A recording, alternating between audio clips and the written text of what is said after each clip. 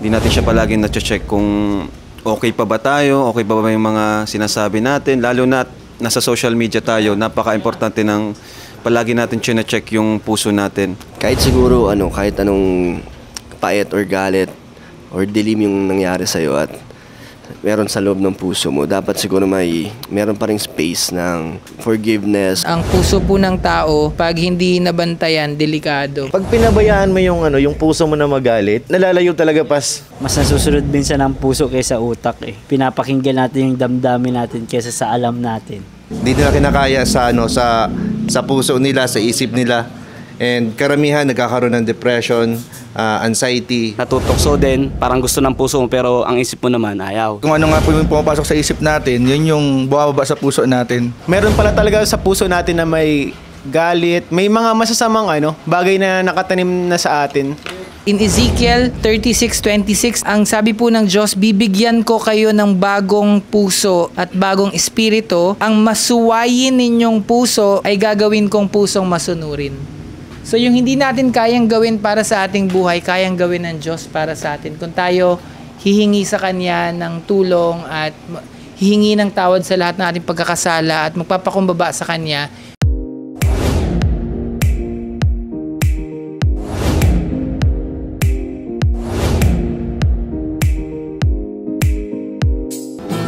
Dalisay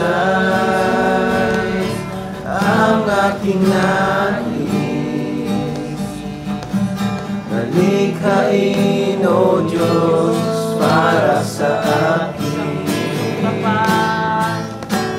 Isang pusong tapat na sa'yo'y nagmamahal, isang pusong sa'yo'y walang alinlangan, isang pusong tinitibok na ika'y parangalan. Handog ko'y pagpupuri sa'yo lamang, Jesus. Kawikaan 4:23. Ang puso mo'y ingatang mabuti at alagaan, pagkat iyan ang siyang bukal ng buhay mong tinataglay. Jeremiah 17:9. Sino ang makakaunawa sa puso ng tao? Ito'y mandaraya at walang katulad. Mateo 15 verse 18 to 19. Ngunit ang lumalabas sa bibig ay nanggagaling sa puso. Iyan ang nagpaparumi sa tao. Sapagkat sa puso nanggagaling ang masasamang kaisipan, pagpatay, pangangalunya, pakikiapid, pagnanakaw, pagiging saksi para sa kasinungalingan at paninirang puri. Marcos 7:21-23. Sapagkat sa loob, sa puso ng tao nagmumula ang masasamang isipang naguudyok sa kanya upang makiapid, magnakaw, pumatay at mangalunya, mag-imbot, gumawa ng kasamaan tulad ng pandaraya, kahalayan, pagkainggit, paninirang puri, pagmamayabang at kahangalan. Ang lahat ng masasamang bagay na ito ay nanggagaling sa puso at dahil sa mga ito ay naging marumi ang mga tao. Diyan sa lahat ng ating binasa, bakit sa tingin nyo kailangan bantayan ang puso? Ang puso po ng tao, pag hindi nabantayan, delikado. May iba't ibang uri daw ng puso matitigas na puso, may pusong pasaway, pusong malinis, marumi, evil na puso, meron din yan. Pero dun sa binasa natin, gusto natin yung dalisay, malinis, pure, at masunurin na puso. Yung puso mo parang yung baga tawag dito, papabayaan mo lang siya hanggang sa nakita ko yung sarili ko, pas naiwanan ko na yung pamilya ko. Kaya ako tinawag na pure. Nito nung huli lang yun.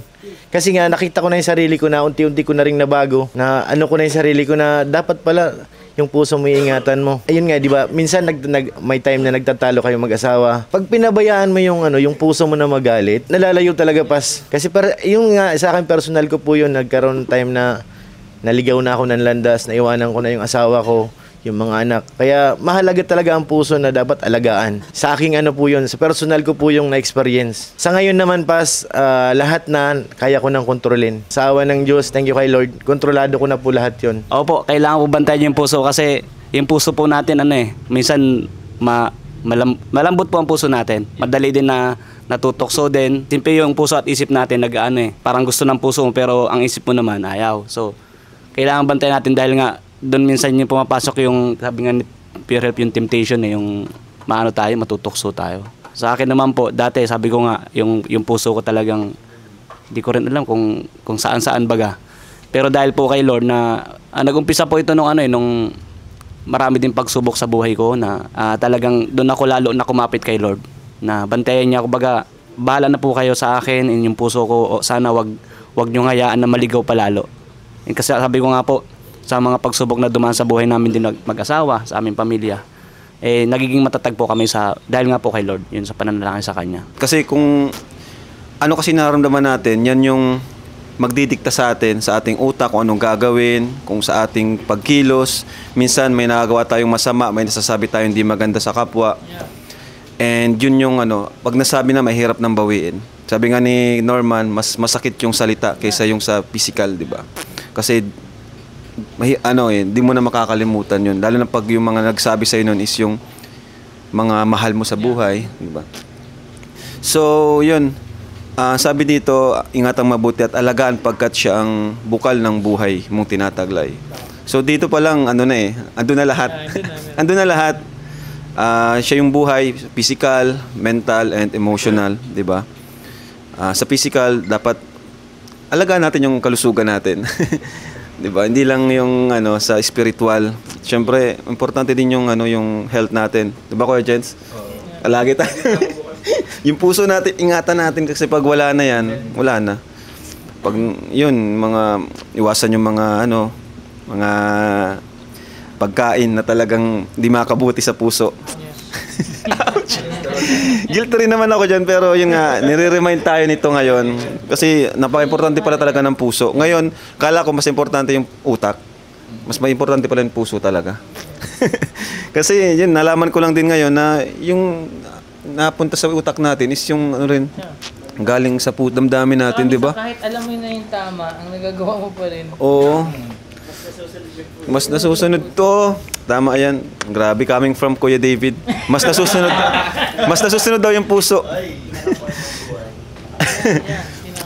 Ayan, so check natin, syempre, sa pag-check ng puso natin, importante itong ginagawa natin, kagaya ng sinabi ni Vincent na sumama tayo sa mga taong makatulong sa ating tawag diyan sa ating puso, 'di ba? Hindi yung makakasama.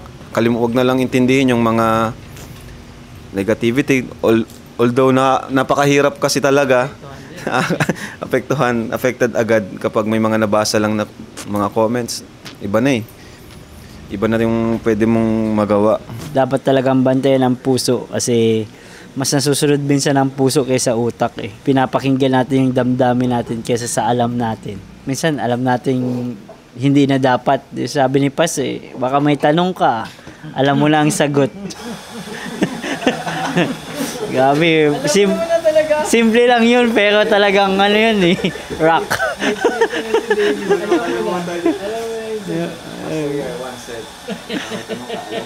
Alam mo lang ang sagot. Totoo yun, Pas. Siguro, Pas, babantayan ko ito sa sa pamamagitan ng Word of God and panalangin. Saka, kasi ang puso, nakakalma naman yan Kaya mo siyang kontrolin. At sa tingin ko, makakatulong yung mga Word of God na ganito. At mag-pray. At napaka-importante po yung yung parang magiging silent ka lang muna. Pag sobrang mataas yung emosyon mo, yung puso mo ay talagang makakatulong yung yung silent ka lang para maging kalma ka, then makapag-isip ka ng ayos. Yung puso mo, pamamagitan nun ay magwagwardyahan mo.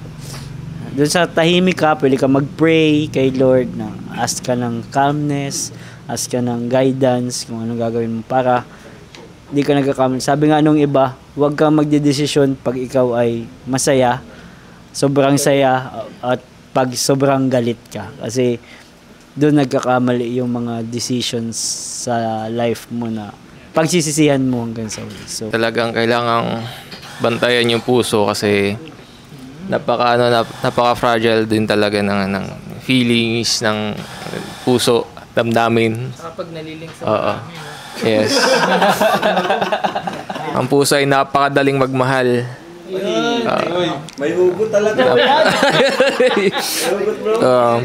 Napakadali ding masaktan, syempre. Ay. Madali ding matempt.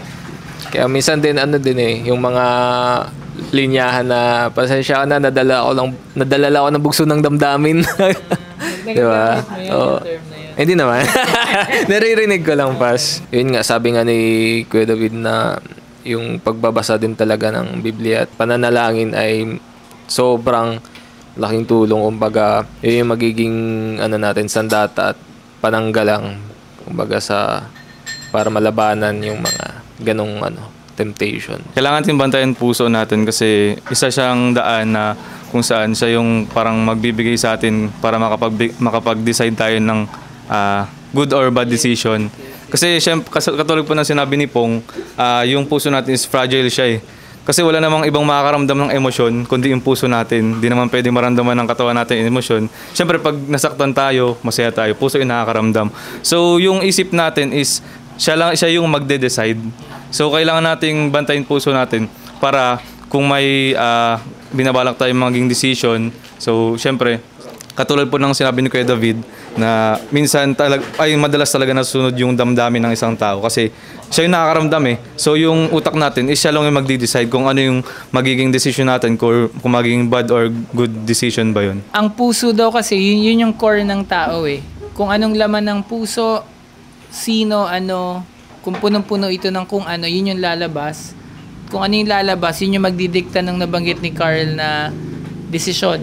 Choices, direction, mindset, lahat yan, nag-spring yan sa puso. So kung punong-puno ka, kunwari ng galit, yun yung lalabas. Kapag puno ng inggit, yun yung lalabas. So, kaya siya kailangan din bantayan. Plus, pag ikaw yung isa sa mga anak ng Diyos na binigyan naman ng bagong puso, lahat ng bago binabantayan yan eh. Lahat ng bago, kahit gamit, sasakyan, inaalagaan yan. Kumbaga, mas lalo na kung binigyan ka ng bagong puso ng Diyos. So, yun ay mga bantayan at magandang pahalagahan. Sa panahon kasi ngayon, karamihan sa atin, ang classification ng blessing is through bahay, lupa, pera. Pero, di natin alam, ang isang pinaka-importanting blessing is yung itong ang kapayapaan sa puso at isip. Ayan, sabi dito, kapayapaan ng Diyos na hindi kayang maunawaan ng tao ang siyang mag-iingat sa inyong puso at isipan. Maraming blessed na sinasabi ng blessed sila. Pero yung mga pag-iisip, yung mga pinagdadaanan nila, hindi nila kinakaya. Hindi nila kinakaya sa puso nila, sa isip nila. And karamihan nagkakaroon ng depression, anxiety. Importante, we seek God. Hanapin natin yung kapayapaan. Hingin natin yung sa Lord yung kapayapaan na kailangan ng puso't isip natin. Yung kung ano po yung nanggagaling sa bibig ay nanggagaling sa puso mismo. So, ayan ang inaano ko dito. Siyempre ang ibang mga lalaki, 'di ba? May matitigas ang puso, talagang mga yan. Pero para sa akin, nag-reflect sa akin kasi may time medyo pasaway ako, nagagalit. Namin ko naman 'yun. Wala naman sigurong perfectong tao. So sa akin, para mas mabantayan ko yung puso ko, parang mas mabuting ilapit mo sa ating Panginoon ang ating puso. Yung tama yung sinabi ni Kuya Neil na magkaroon tayo ng kapayapaan sa isa't isa. At lumapit ka dun sa mga taong alam mong puro positive thinking lang, gaya ni Kalinga Prab, at yung nilalapit kami sa Panginoon. Gaya sa'yo, Pas Iya. Yun lang po. Yung pong mga nanggagaling sa puso natin lumalabas sa bibig, Siyempre, kung ingatan natin yung puso natin, walang lalabas sa bibig natin. Kasi minsan mas masakit yung salita eh. Kapag yung nanggaling sa puso natin, nailabas natin sa isang tao, kunwari, nasambit natin sa isang tao, sa hindi natin kaaway natin, kunwari, kasamang loob mo. Kapag yung nasa puso mo, nailabas mo sa pamamagitan ng pagsasalita mo sa iba, yung sa impact nun sa iba, doon sa pinagsabihan mo na yun, masakit yun. So, kung iingatan mo yung puso mo, nakaingat ka rin ng puso ng iba, yun sa madaling salita. So, yun, ingatan mo ang puso mo para yung puso ng iba, hindi mo rin, ma-offend, masaktan. Parang ganun. bago po natin ingatan yung yung puso, ingatan din po natin yung mga bagay na katulad ng sinabi kanina na yung mga pumapasok sa isip natin. Kasi kung ano nga po yung pumapasok sa isip natin, yun yung bumababa sa puso natin. Na minsan nagiging dahilan kung bakit nagkakaroon ng matigas na puso, daming puso. So, katulad ng sinabi kanina din ni Brother Vincent, i-expose natin yung sarili natin sa sa mga positive kaysa sa mga negative na bagay. Para guarded po yung isip natin, para yung sa ganun, yung mga papasok din sa puso natin, hindi rin magdudulot ng masama. Maganda rin yung sinabi ni Kuya Nel. Isa ko na. Yung sinabi ni Kuya Nel, mas mahalaga talaga yung peace of mind kaysa ibang blessing. Ibang blessing din po kasi yung binibigay ng peace of mind eh. Salamat Kuya Jens, napakaganda ng sinabi mo. First time ko ata na makasama ka sa Bible study. Last time. Hindi ba? Isang karangalan na makasama ka namin ngayon dito. May introduction. Basta na lang kayo. Kuntuan na no. So po?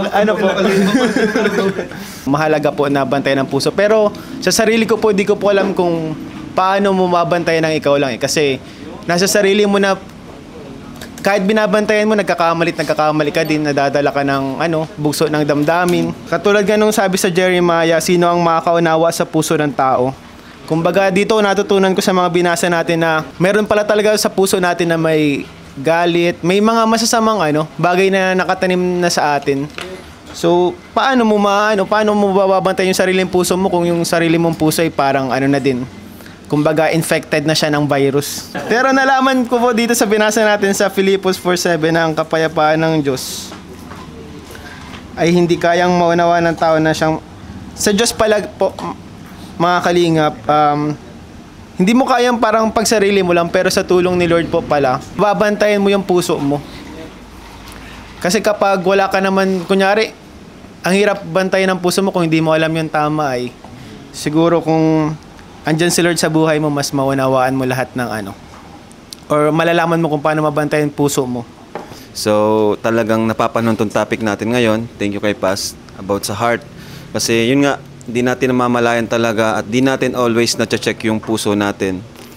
Di natin siya palagi na-check kung okay pa ba tayo, okay pa ba yung mga sinasabi natin. Lalo na nasa social media tayo, napaka-importante ng palagi natin chine-check yung puso natin. And dito naman, sino ang makakaunawa sa puso ng tao? Ito din po, Bas, sumatak din to sa akin. Kung gaano ang puso ka-importante sa atin, kung paano niya tayo mapasaya and mapasaya, ganun din naman, ang puso din yung mandaraya minsan. Nakaka-deceive din sa atin. Siya din yung nagpapa sa atin minsan, nagiging patibong para makagawa tayo ng mga kasalanan. Kaya sobrang talaga importante ng puso and palagi natin i-check. So yun pa sa akin. And yun nga, Pas, nakatulong, laking tulong talaga ng ginagawa natin ngayon para sa ating puso. At pag-pray, pag-attend ng church, and pagbasa ng Bible. So yun po, thank you po. Thank you. Kaya tayo may Bible study, hindi dahil perfecto tayo, hindi dahil okay kaming lahat, kaya namin to ginagawa. Ginagawa nga natin tong Bible study kasi marami pang bagay si Lord babaguhin sa atin. At kailangan natin siya. Nakabase sa puso din or nakadepende yung magiging actions or yung kalalabasan ng nararamdaman mo. So dapat matutunan din kontrolin. Kahit siguro kahit anong pait or galit or dilim yung nangyari sa'yo at meron sa loob ng puso mo, dapat siguro meron pa ring space ng forgiveness or or may liwanag pa rin na natitira para hindi ka masyadong kainin ng emosyon mo, kasi 'di ba pwede mag-cause ng depression, anxiety, and magiging pangit din ang magiging resulta sa sarili mo. So sa akin dapat mahalaga din ingatan at makontrol yung bawat nararamdaman. At mas maganda talaga pag puno ng positivity kahit na marami ng negative ang nangyayari, is marunong tayo umintindi o umunawa, at ayun nga, yung forgiveness talaga yung pinaka-importante para sa akin, Pas. Sa akin naman pas, kailangan natin talagang bantayan yung puso kasi di natin namamalay na nakakasakit na pala tayo. Tapos yun, nasasaktan na din tayo. Tapos nakakagawa na din tayo ng mali kay Lord. Kaya kailangan talaga natin bantayan yung puso natin kasi natutunan ko na parang yung puso natin yung sentro ng intention at moralidad. Tapos yung puso pala natin yung pinanggagalingan ng iniisip, sinasalita, ginagawa, mabuti man o masama po. Pero hindi dapat natin lubos na pagkatiwalaan yung puso natin. Kasi doon rin nanggagaling yung masama. Kaya doon sa mga salita ng Diyos tayo magbabase sa kaloob niya. At yun yung parang magiging guide po natin, hindi yung puso. Yun lang, pas. Hindi lahat ng nakikita, naririnig, hindi lahat ng pumapasok sa isip dapat pababain sa puso. Ang kailangan po natin ding bantayan lahat ng inputs, lahat ng pumapasok. May mga pinapayagan ba kayo sa buhay niyo na mga bagay, tao, emosyon? Yun dapat pong bantayan. Maganda yung shinare kanina ni Ian at ni Nel na mahirap na ikaw lang yung magbabantay. So, ang verse na pinili nila yung sa Philippians. So, kailangan natin si Jesus sa ating buhay. Kung paano bantayan ang puso. Siya lang yung pwede magbigay ng kapayapaan na hindi kayang bilhin sa mundo. Nabanggit nga niya, anxiety, panic attacks. Kahit na parang kumpleto na yung buhay. Pero kapag kulang ka ng Diyos sa buhay mo, maraming magiging problema yung puso at buhay po natin. Mahalaga yung mga shinare nyo po. Ang gaganda, yung word, yung salita ng Diyos. Makakapagbantay ng puso, panalangin, fellowship na katulad dito, makakatulong sa pagbabantay. And lastly, yung kay Jesus. In Ezekiel 36:26, nasa GC niyo po, ang sabi po ng Diyos, bibigyan ko kayo ng bagong puso at bagong espiritu. Ang masuwayin ninyong puso ay gagawin kong pusong masunurin. So yung hindi natin kayang gawin para sa ating buhay, kayang gawin ng Diyos para sa atin. Kung tayo hihingi sa Kanya ng tulong at hihingi ng tawad sa lahat ng ating pagkakasala at magpapakumbaba sa Kanya, si Lord ang pwedeng magbago ng pusong marumi, makasalanan. Bagong puso na magiging masunurin sa Kanya. So I pray ito pong mensahe natin this week, bantayan ng puso, ma-apply nyo this coming week. Baka may mga temptation this week na mapapasagot ka o may mangyayari para sumabog yung puso. Maalala niyo po yung week na to na bantayan po natin sa tulong ng Panginoon. Let's pray. Lord, maging honest kami sa sarili namin. May mga kailangan bang bantayan? May mga umaapaw ba na hindi maganda, Lord God, sa iyong harapan? At yung mga bagay na hindi namin kayang pigilan, Lord, mga bagay na marumi pa po, Panginoon, sa aming mga puso. Lord, nihiling namin, patawarin mo po kami.